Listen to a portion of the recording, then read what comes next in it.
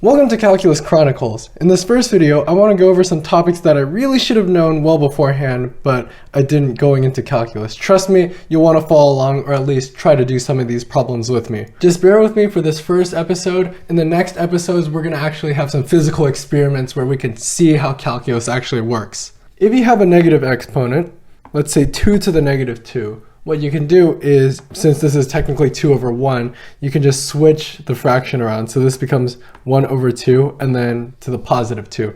And so similarly, if we have 1 to the 2 to the negative 2 down here, we can switch it around and that will become positive. So with that in mind, let's try doing this question right here. So what we could do here is we can split this up into 2 to the negative 2 over 3 to the negative 2. And like I said, we can kind of flip the fractions around. So this will go down and this will go up, which means we'll have 3 to the 2 and 2 to the 2. And that's just 9 over 4. Now let's do a little bit more complicated one. So once again, I can split it up like before. I'm just going to skip that step and go straight into writing it like the way we did before. So this was at the bottom. We moved it to the top and made the exponent positive. And we're also going to move this down to the bottom and make this one or a positive as well.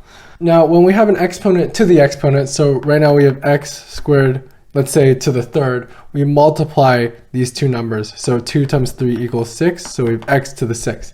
Often what people forget is that if you have like x squared plus x to the third, you cannot add these, they have to stay separate. And then if you have x to the second times x to the third, you add these. So this becomes x to the fifth. So here, 2 times 2 is 4, and then negative 1/2 times 2 is just negative 1 over, and then the same thing here, except we have 3 squared, which is 9, and then x 3/2 times 2 is just going to be 6 over 2, which is 3, and then y 3 times 2 is going to be 6. Now we can simplify this a little bit more. Another thing we'll note that x over 4 over x to the 3, we subtract. So 4 minus 3 is 1. So this is actually just x to the first power. So in this case here, we can do that because we're not adding anything here. We're just multiplying. So we have x to the fourth over x to the third. So 4 minus 3 is 1. Y to the negative 1, remember we can move that to the bottom. So that'll become y to the 6 times y to the 1. 6 plus 1 is 7. So we're going to have y to the 7 at the bottom here and leaving the 9 like it was before. And this is our final answer. Okay, now let's simplify this one as well. So we can just use the foiling method. So this will multiply with this will multiply with this and this, this and this. And so I'm just going to write out all the steps. Root a times root a, we're subtracting here because when we multiply root a times negative root b, negative and positive becomes negative, like so, and then we have plus root a times root b, just writing it in a different order, which is fine, and then root b times root b, but there's a negative, I'll just write it like that. So now we'll notice a few things here. We can actually cross this out because these are like terms, so these go away, and then root a times root a is just a, root b times root b is just b, but we have a negative at the end, so we have a minus b.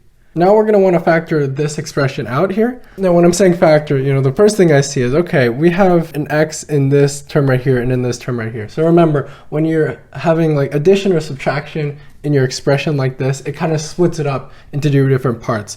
And so in the first part, I noticed there's an x as well as the second part. So we're going to take out an x from both of them since they're both inside. So we can go like this and then take out one x from here. That's why I still have x squared. And you could check this by just multiplying x back in. So making sure you multiply here, and we do indeed get the same thing. Okay, but now we notice that there's still a y here, so we can actually take out the y as well. I just took out the y from each of these expressions. So now we have this, but we're actually not done yet because we have x squared minus 4. Now a good thing to remember, and something that we just did in the previous problem, is the same kind of relationship. This will break up into x plus 2, x minus 2. So the way you can kind of remember this is going in the reverse. If I FOIL all this out, I'll have x squared minus 2x plus 2x, and the minus 2x and plus 2x go away. And then we have 2 times negative 2 is negative 4. So this becomes our final answer. Now we have to simplify this, but since we have a subtraction right here, we have 2 different expressions. So if you remember from algebra, you have to get both of the denominators to be the same to combine them together. And that's kind of my goal here. So the first thing I see is, okay, I have an x squared minus 4 once again. And again, I remember that, I'm just going to write it down here, that is x minus 2 times x plus 2. So now I notice, okay, well, we already have x plus 2 on both denominators. The only thing we're missing on the right denominator here is x minus 2. So I'm going to multiply this side right here by x minus 2 over x minus 2. And I can do that because this fraction just equals 1. And something times 1 is the same thing. So just combining these here after subtracting, and now we have this kind of messy expression. So it seems like we can't do much yet. However, I'm going to try just foiling these and seeing how that goes. Like when you're in situations like this, these are the kind of things you want to try thinking about or want to try doing. So x times x is x squared, x times negative 2x, negative 2x. 1 times x is just x, 1 times negative 2 is negative 2. And then I don't want to have these parentheses here. I'm just going to try to distribute the negative into all of them. So x squared, and then we just change all the signs inside these parentheses.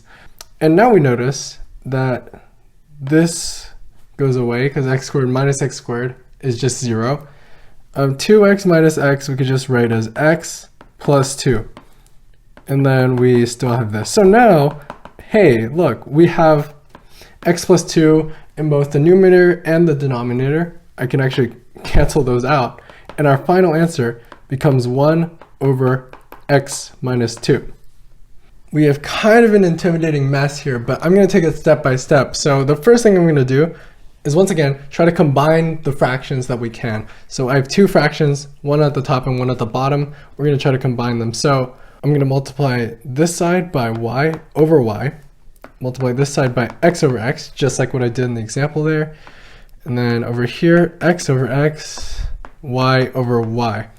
And now we'll see that we'll get y squared minus x squared, and then we'll have an x and a y in the denominators, so that's why I was able to combine it like that. And similarly, we have x minus y, and then the same denominator here, x and y. So here's another property that you should know, is that you can take this fraction right here, flip the fraction around, and then multiply it with this top fraction. So to illustrate, if I had 1/2 over 1/3, I could rewrite that as 1/2 times 3 over 1. So notice I flipped 1 over 3 to 3 over 1, and now I'm multiplying it, and that gives us 3 over 2. So we can do the same thing here, but since I've already done this many times, I'll know that this x and y will then appear at the top here, x and y like this, and I'll be able to cross out x and y just like that. So instead of doing, rewriting that whole thing, I can just cross this out and cross this out. So now we have y squared minus x squared over x minus y. So now what do we do? Well, I have this y squared minus x squared, so I'm going to try to do something with that. Let's break it up. If you're kind of just doing this for the first time, I would do just a bunch of times, check back on your work and see if you did this correctly. So I'll multiply this back, foil it back, and see if I get the result. So now we have this, but that's a problem because I don't see anywhere here that's x minus y that I can cross out. But what if I took the negative out of this denominator, making sure I don't mess up the fraction, keeping this the same. If I take this x out, like so, then this will become negative x plus y. Now this, I'm just going to erase this because this is basically the same as saying y minus x, just written differently. And now we notice that, hey, we can cross these out. And since we have a negative down here, but no negative up here, the final answer is going to be negative, and it's going to be negative. I'm just going to rewrite it as x plus y. So here's another strategy I like to use here. So we have negative 1/2. that looks really ugly. I'm going to try to change it into something more readable. And sometimes I'll do the opposite of what I'm going to do right now. So first of all, it's a negative. So we know it's going to be 1 over 4 minus x to the positive 1/2. And then 1/2 is the square root of. And the way you can think about it is we have the square root. Usually you could just write a 2 here.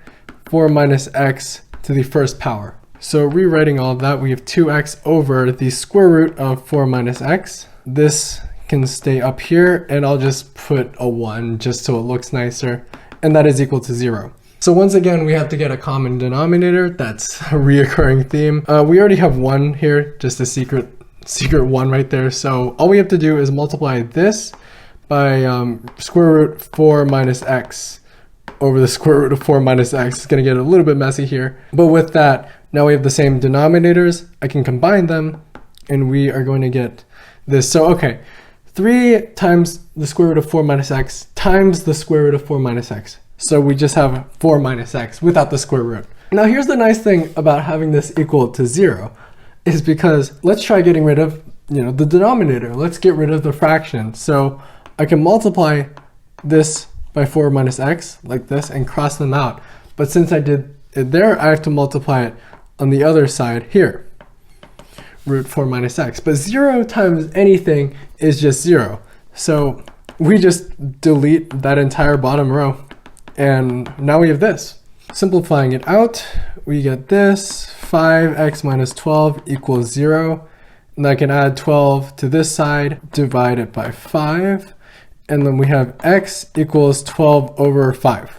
What does 9x squared plus 16y squared equals 144 look like? One thing to remember, a circle is defined as x squared plus y squared equals r squared, where r is the length of the radius. So if you're looking at this isn't exactly a circle because one length is shorter than the other. However, it's still kind of a circular object. But looking at this, I don't have like any transformations around everywhere. So I'm going to say it's going to, the middle is right at the origin 0, 0. And so what I can do is I can figure out kind of the ends of this shape, because whatever the shape is, it's going to be something like this or something like this. We don't know yet. Basically an ellipse. And so I'm going to first find when x equals 0. So, where is our y when x is equal to 0? When x is equal to 0, 9x squared becomes 0. And then we have 16y squared equals 144. Now if I divide 16 to isolate y is going to be 9. Then we could square root these two and y equals 3. But remember, it's actually plus or minus 3. And the reason why is because if we were to square -3, because we're multiplying two negatives, -3, -3, it becomes 9. So it could be either +3 or -3. We don't know, and they're just both possible values. So I'm going to put -3 and 3 right here. Just put the dots right there. And then we could do the same thing with x squared, make y equal to 0 and see what we get for x. And since I've already done this, it's actually going to be 4 and -4.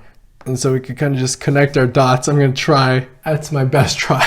So I would often freak out when I see questions like this, where you have, okay, let some function be equal to x cubed, and then what is like this crazy mess right here? Here's what we have to remember. So what is f of 2 plus h? And we can think of f of x as like this box. We put in an x, and it comes out with some f of x, some y.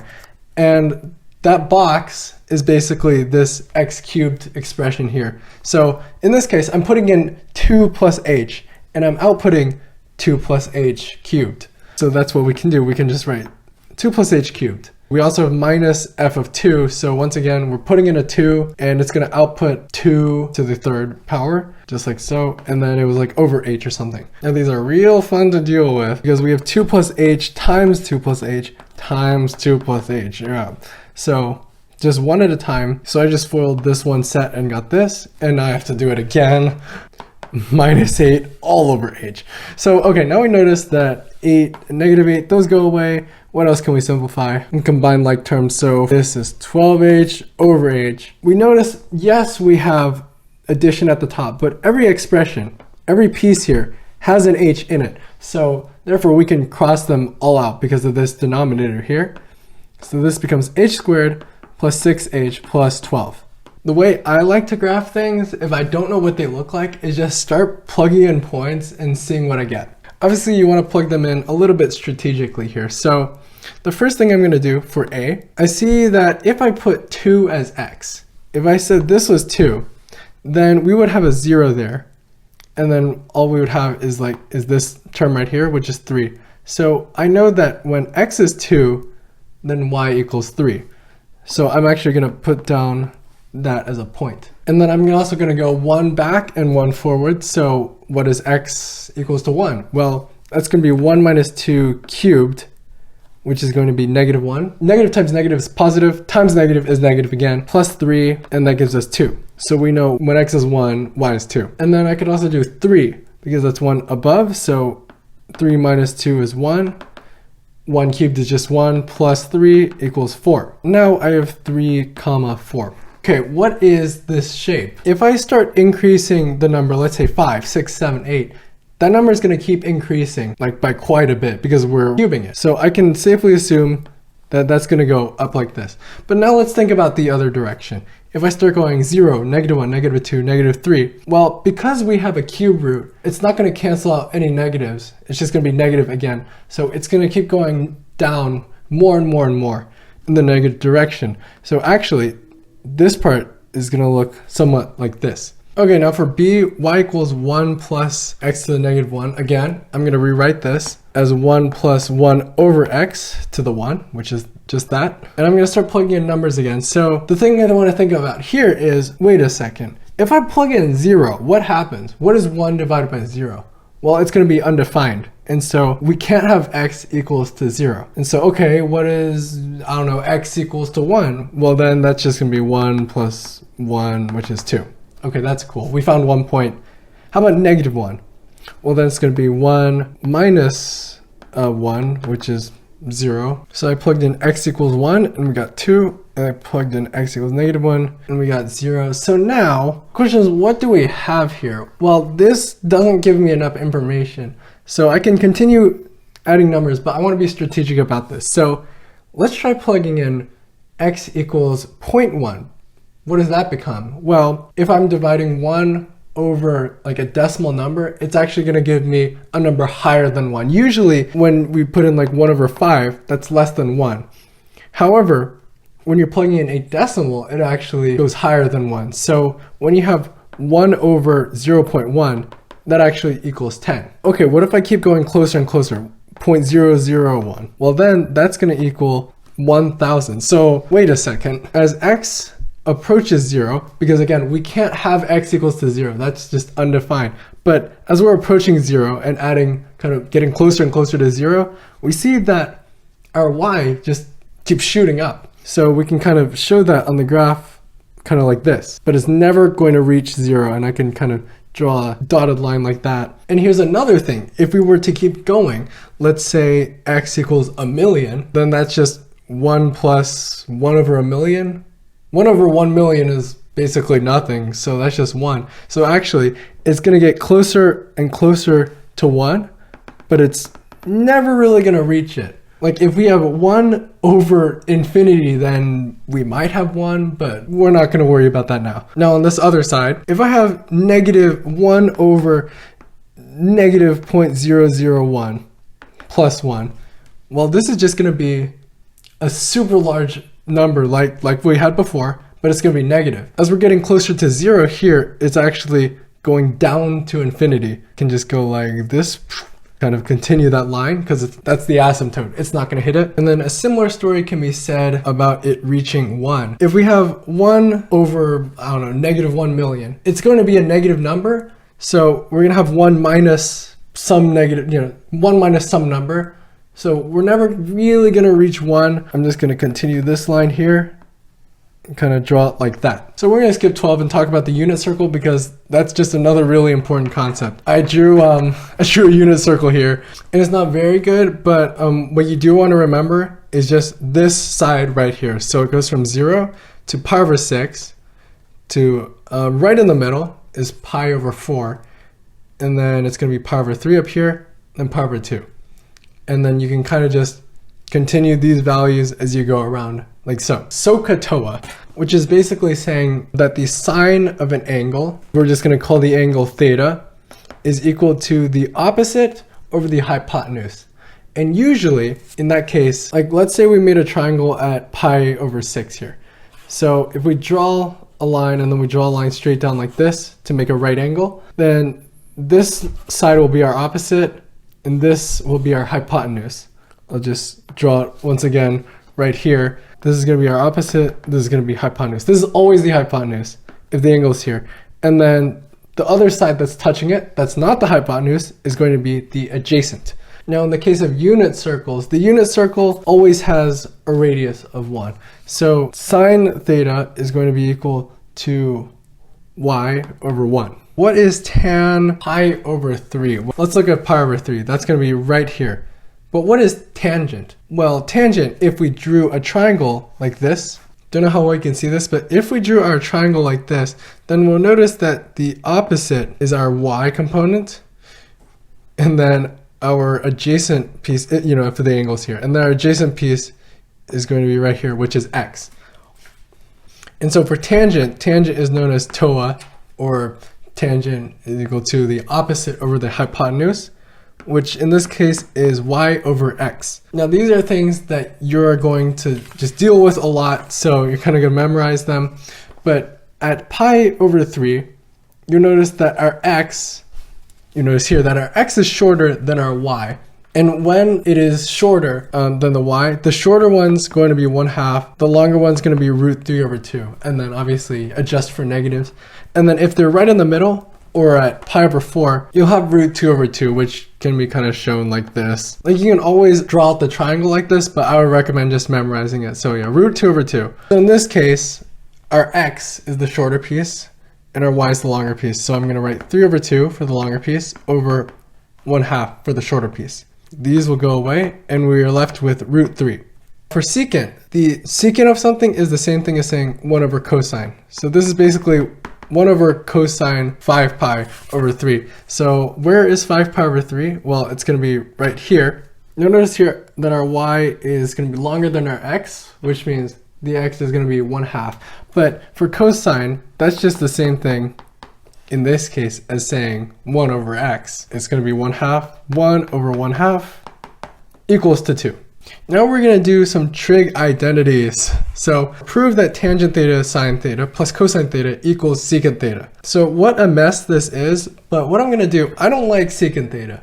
I'm going to try to kind of get it looking like something else. I also don't want tan theta. I want it in terms of just sine and cosine, so we have less things to deal with. Tangent theta is the same thing as sine theta over cosine theta equals, and then secant theta is just 1 over cosine theta. Well, okay, now we have sine squared theta over cosine theta plus cosine theta. But since we want to add these up, I'm just going to do this ahead of time.